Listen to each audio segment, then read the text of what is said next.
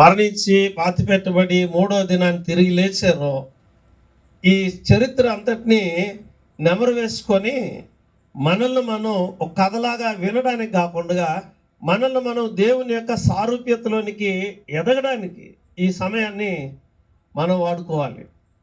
So ప్రభు అలా సిద్ధపడుతున్న కాలం.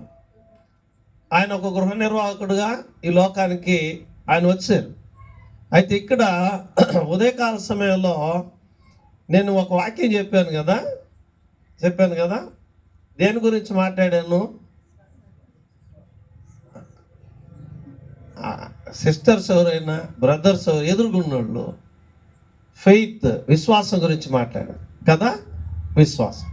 So ఇప్పుడు మరొక విషయాన్ని జ్ఞాపకం చేస్తున్నాను. ఇదేంటంటే ఒబీడియన్స్ అంటే విధేయత. The way of obedience. యేసుక్రీస్తు జీవితంలో ఆయన ఎంత విధేయత మార్గంలో నడిచాడో మనం నేర్చుకుంటే క్రీస్తు యొక్క సారూప్యతలోనికి ఎదగడానికి చాలా అవకాశం ఉంటుంది. యేసుప్రభు వారు శ్రమలకు అప్పగించబడుతున్నటువంటి పరిస్థితి. ఆయనంతటా ఆయనే శిలువ మరణానికి ఆయన ఉద్యుక్తుడవుతున్నాడు, వేగిరపడుతున్నాడు అనే ఆ పీరియడ్ అది. సో ప్రభు ఆ రోజు చేసిన పని ఏంటి అని అంటే, ఆ గెత్సెమనే వనంలోనికి ప్రభు ప్రార్థనకు వెళ్ళబోతున్నాడు. దానికంటే ముందు ఆయన పస్కా విందును ఆచరించారు. అక్కడ నుండి ప్రభు వారిని తీసుకొని గార్డెన్ ఆఫ్ గెత్సెమనబడేటటువంటి వనంలోనికి శిష్యులు తీసుకుని ఆయన వెళ్ళారు.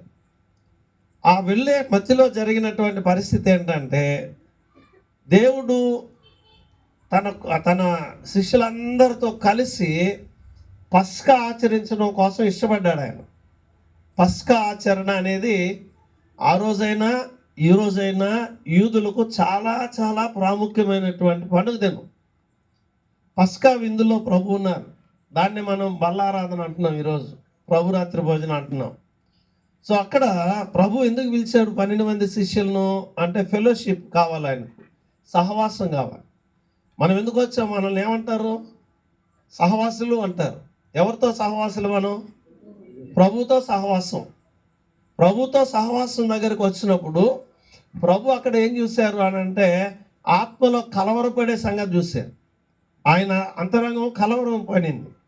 ఎందుకు అంటే, సహవాసంలో ఏముండకూడదు? యేసు ప్రభు ఇలా అన్నాడు, ఏముండకూడదు మీరు చెప్పాలి. ఇప్పుడు అల్ప సహవాసి అన్నాడు. అంటే ఏముంది? సహవాసంలో లోపం ఉంది, దోషం ఉంది.